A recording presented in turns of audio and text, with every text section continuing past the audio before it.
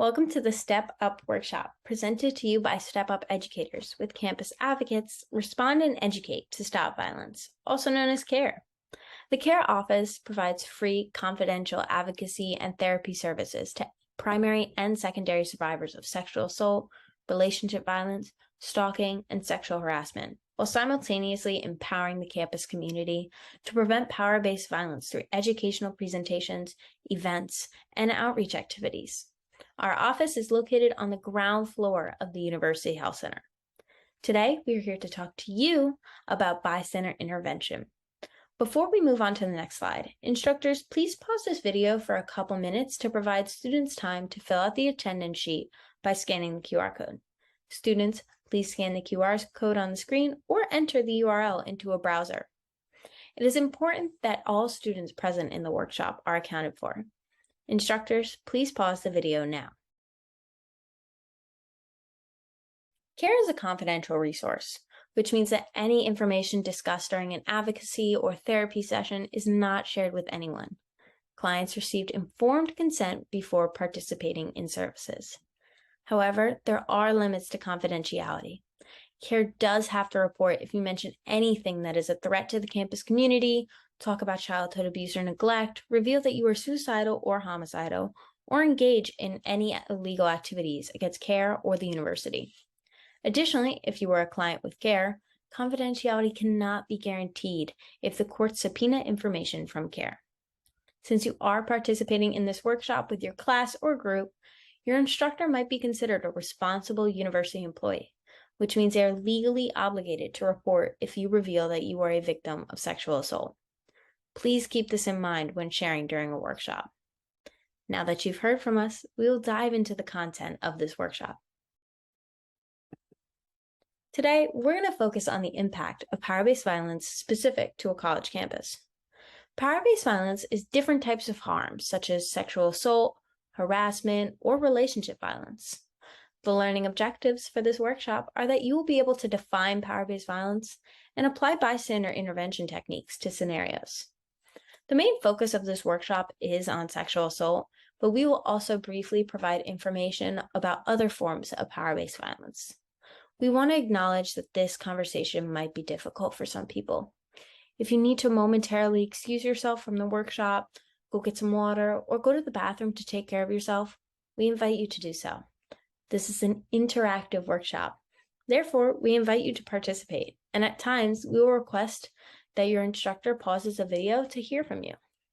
We encourage you to speak from your own experiences and use I statements. Additionally, if someone chooses to share something in this space, we should keep their story in this space. However, we do encourage you to take the lessons you have learned here outside of this space and into the campus community. Power-based violence is an umbrella term that covers different forms of harm. On this slide, you will see some examples of power-based violence. Throughout this workshop, we focus primarily on sexual assault, harassment, rape, and relationship violence. However, we want to acknowledge that other forms of power-based violence do exist and they intersect with each other. For example, this pyramid shows structural oppression on which actions that make up rape culture are built. So rape culture is defined as attitudes towards gender and dating scripts that normalize sexual violence. At the bottom of the pyramid are structural forms of oppression such as homophobia, transphobia, and racism on which rape culture is built. Oftentimes we think about explicit forms of violence, so the actions at the top of the pyramid, but it's important for us to also acknowledge other forms of violence depicted on this pyramid in order to intervene in situations involving violence or the threat of violence. It's important for us to understand that if we're able to chip away at the behaviors mentioned at the bottom of the pyramid by intervening, then the behaviors at the top of the pyramid are less likely to occur. Since you've now seen this pyramid, we will talk more specifically about the impact of sexual assault on survivors, particularly for college students. So here are some statistics about sexual assault in college campuses. Rates of sexual assault vary based on social identities. For example, while attending college, 1 in 4 undergraduate women, over 1 in 5 undergraduate transgender, non-binary, and genderqueer students, and almost 7% of undergraduate men experience sexual violence. Individuals with marginalized sexual orientations also experience higher rates of sexual violence than their heterosexual peers, and students with disabilities, specifically students with multiple disabilities, are also more likely to experience those higher rates of sexual violence.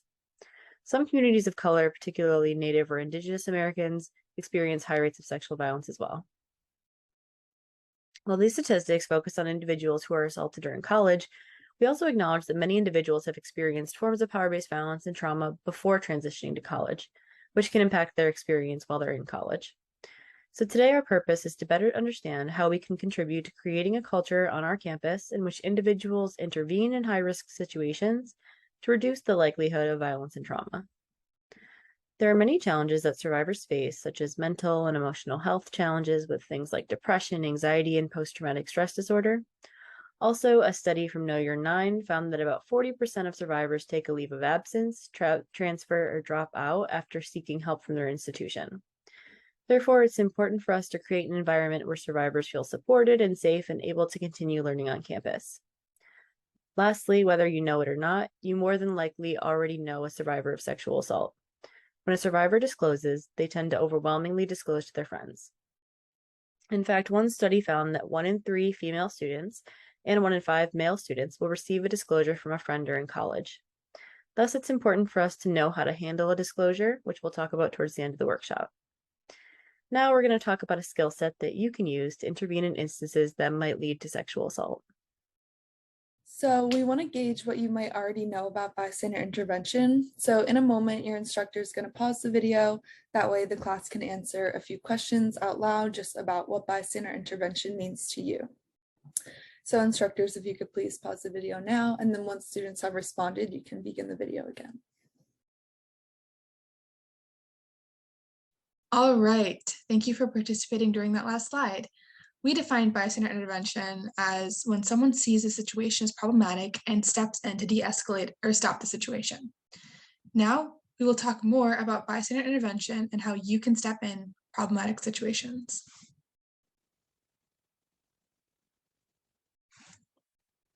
Okay, so this is the step-up model, and it describes what someone does when they intervene. In the next few slides, we're going to be describing what each of these steps mean specifically in detail. So step 1 is noticing the event. So we don't always notice everything that's part of an event, but it is important to take note of what's occurring around us. So in order to notice an event, we will typically see or hear something that alerts us that something's going on. And in those moments, we can stop and just take note of what's happening in our surroundings. And it's important to be observant throughout our daily lives. That way, when we do notice something, we're able to do something about it.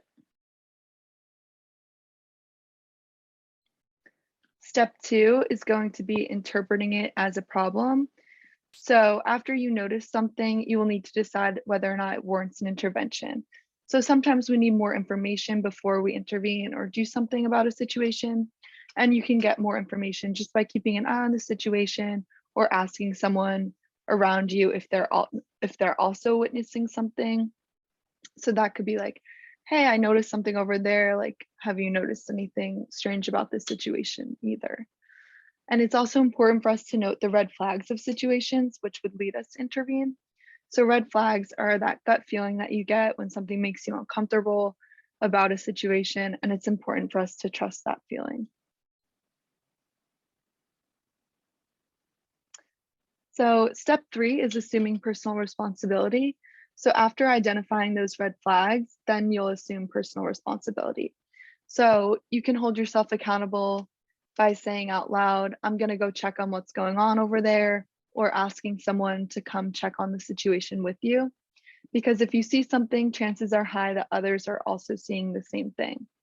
And sometimes if you act first, then others will follow.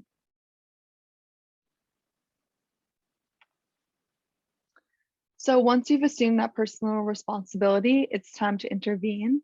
So throughout the next few slides, we're going to introduce and practice the 3 Ds of intervention, which are direct, distract, and delegate.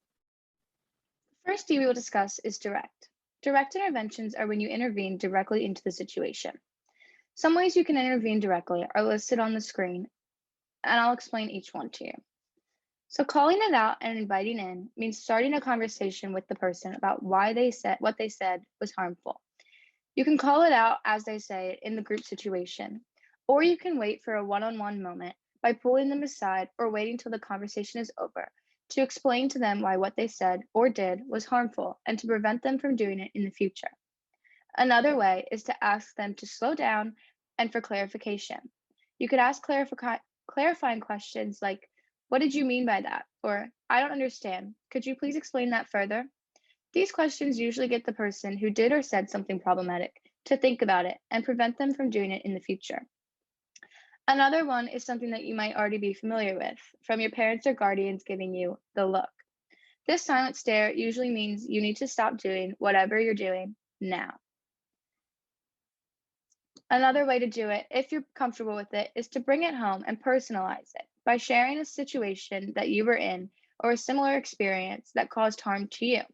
To personalize it and cause the person to understand why what they said or did was harmful and hopefully prevent them from doing the same in the future. Another way, the second D, is to distract. This intervention interrupts the situation without direct confrontation. Not everyone's comfortable with directly confronting, so this is another way to do it. Some examples of distracting are to ask a random question. Ask the person, "Don't I know you from chemistry class, for example?" Or, "Isn't that your friend over there?" Another way we thought of is to knock over a drink and cause a distraction between the person causing harm and the person being harmed. Another one is to ask to go get food. Take the person away by creating a simple distraction. Take a few moments to think about other distractions that you can think of on and off campus in certain scenarios. The last D is delegate. Sometimes we're not the best people to intervene into a situation. So delegating means finding somebody who is better equipped to intervene into the situation. This could mean we're not comfortable distracting or directly intervening. Think about residence halls, on campus and off campus areas that we spend time in, and think of people that you would delegate to. Instructors, please pause the video here to allow students to discuss and share people that they thought of to delegate situations to.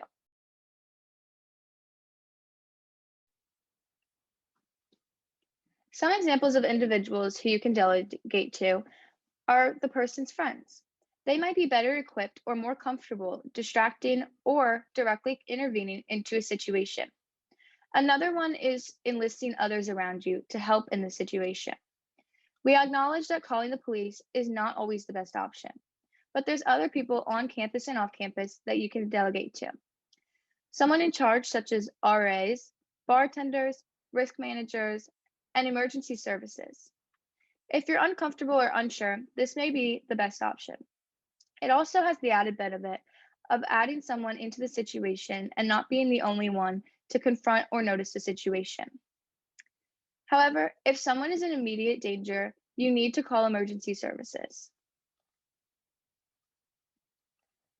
The last step is to step up.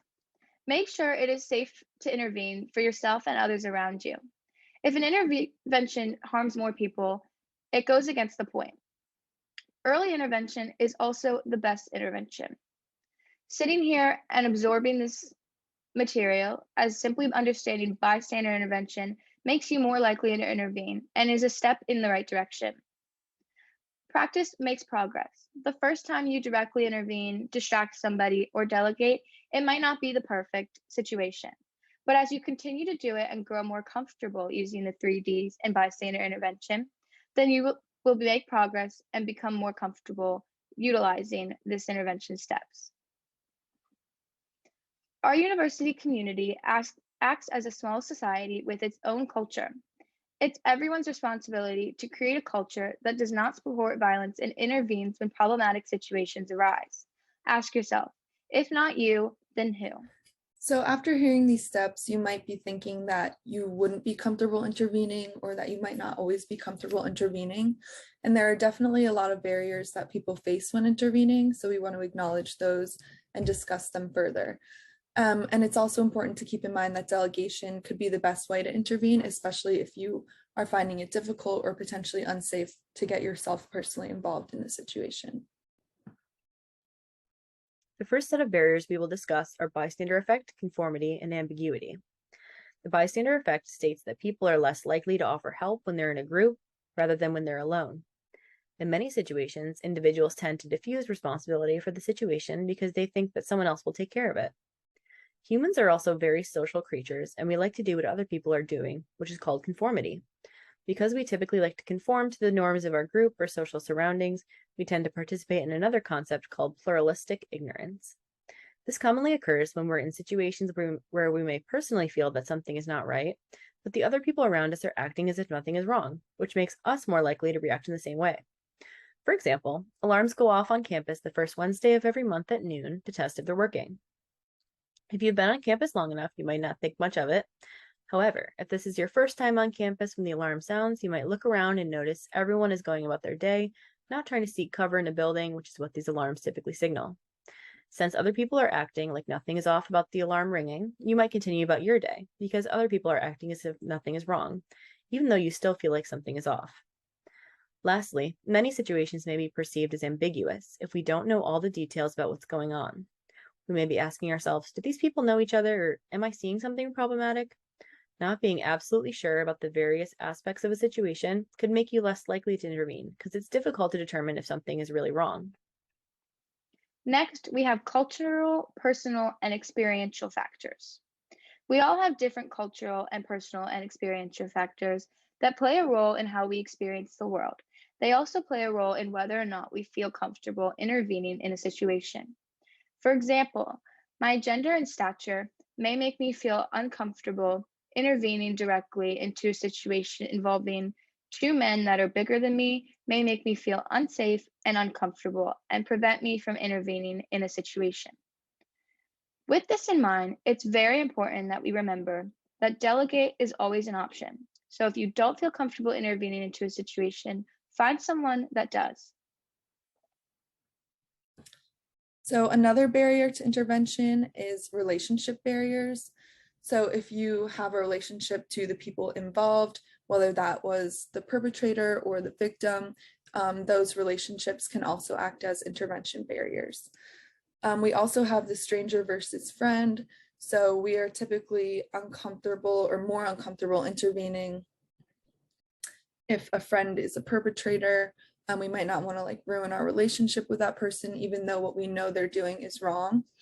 And then also strangers versus friends. Again, we're typically more comfortable intervening when our friend is involved in a situation, especially as a victim. So we're more comfortable with our friends and we can sort of tell when something is making them uncomfortable. So that might get rid of some of the ambiguity of the situation. Whereas with strangers, we might not feel like it's our place, or we might not have a great understanding of the situation just because we don't know the people that are involved. And then there's also social consequences. So people could be worried, like if they're the one to intervene and step in a situation, they could be worried that they won't have any support or that others won't back them and help them out with the intervention. All right, so many organizational and or structural barriers also exist to intervening, and these are typically rooted in power. Due to someone's position in the workplace, they might feel uncomfortable intervening in a situation that involves their superior or supervisor or someone who else, in a position of authority. In the workplace, someone's uncomfortability in intervening might be linked to the fear of being demoted, fired, or retaliated against for stepping up. Within our realm of higher education, a student might be hesitant to step up in a situation where professor, instructor, staff member, or administrator is acting in harmful ways. A student might fear incurring consequences such as lower grade or fear of not being believed for intervening in a situation involving an employee of the university.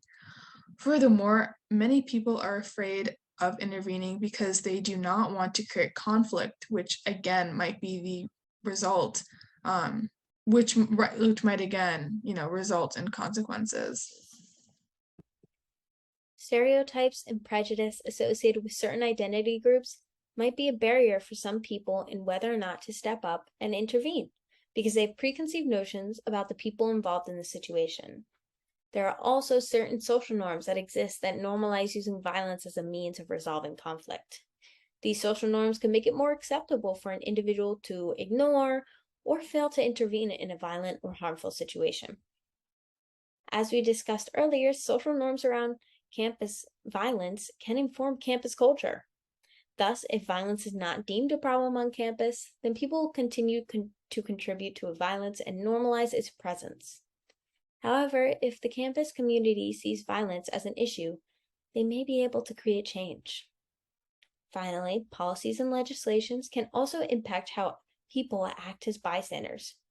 For example, if somebody is considered a responsible university employee, they are required under Title IX to report instances of sexual violence to the Office of Civil Rights and Sexual Misconduct, OCRSM, due to their role on campus.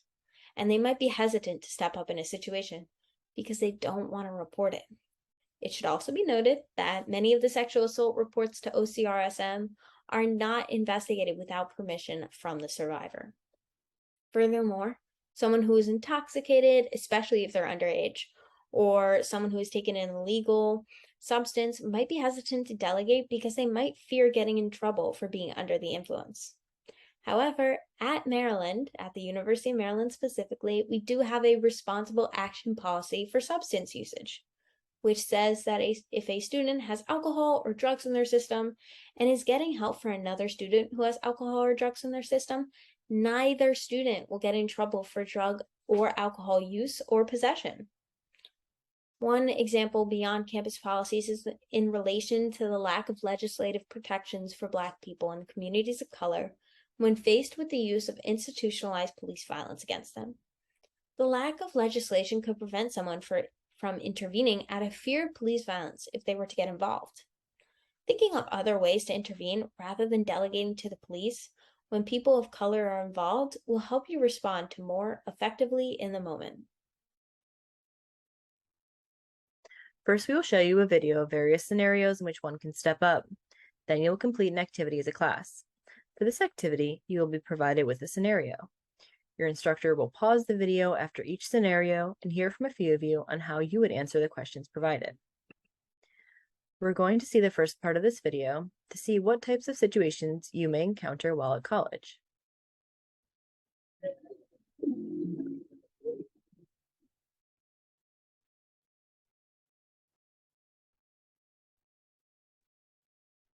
All night, baby.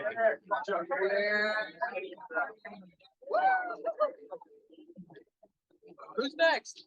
Who's next? Come on. Come on. You can be direct if something doesn't seem right. Hey, I think you've had enough. Let's take a break and get you some water. Someone's standing right there. You acting like I didn't even exist. You're making me freaking respect.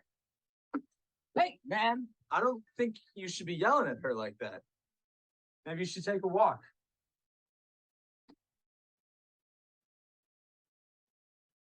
Are you all right?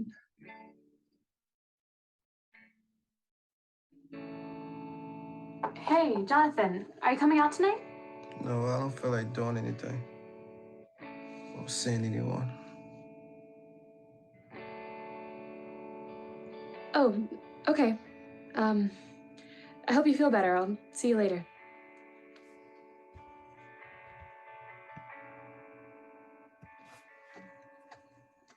If you don't feel comfortable or you don't know what to do, you can delegate. Ask someone else to get involved. Hey, can I talk to you? I'm really worried about Jonathan.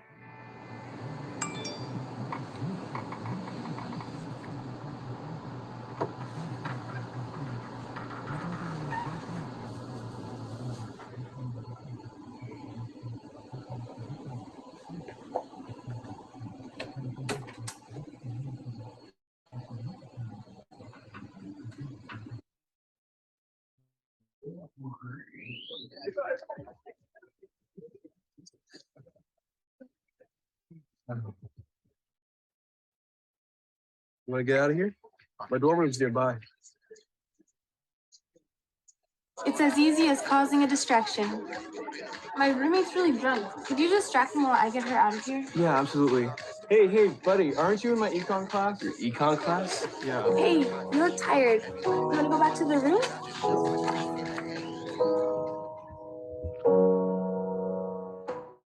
As we saw, there are many situations for students to step up in. Bystander intervention is a skill and can be applied to many scenarios. Some scenarios are alcohol or drug concerns, relationship violence, mental health, such as eating disorders, substance use or abuse, self-harm or suicidal ideation, hazing, and instances of hate, bias, or discrimination. Now let's practice what you learned through some scenarios. Instructors, at this time, please have students break into groups and provide each group with one scenario that you printed out prior to class. Students, read the scenario as a group and discuss the questions and assign someone to present out to the larger group. After 5 minutes, instructors start the video again to go over the scenarios with students.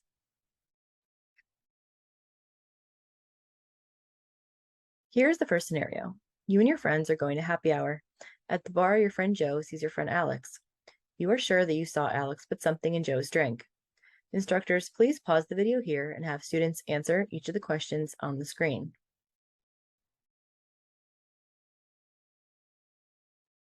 For this scenario, you should have noted that the concern is someone putting something in Joe's drink. You might have come up with many ways to intervene, such as taking the drink away from Joe or telling the bartender that you think something was put into Joe's drink.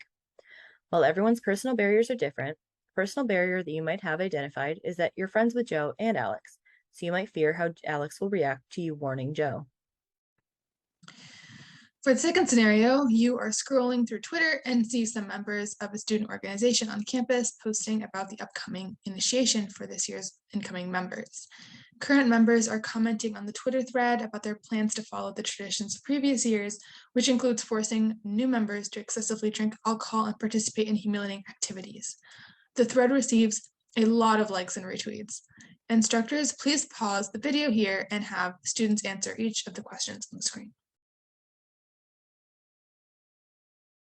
For this scenario, you should have noted that the red flag here is the plan to follow traditions that include forcing new members to drink and participate in humiliating activities. It is also concerning that the post receives a lot of likes and retweets because that means there's a culture of accepting these behaviors. At the University of Maryland, forcing members of a student organization to drink and participate in humiliating activities is considered hazing. One way that you can intervene is by reporting any hazing incidents to the Office of Student Conduct, which has an anonymous reporting form. However, it can be helpful to make an email account without your name in it, so you can share the reporting and so that the staff can contact you if they have any other questions. Some personal barriers that someone might face if they're already a member of the organization, fear of retaliation for speaking out against the organization, or if someone wants to join the organization, they might think that they won't be allowed to join the organization if they say something. So the next scenario is that Logan notices some graffiti on one of the bathroom walls in their residence hall.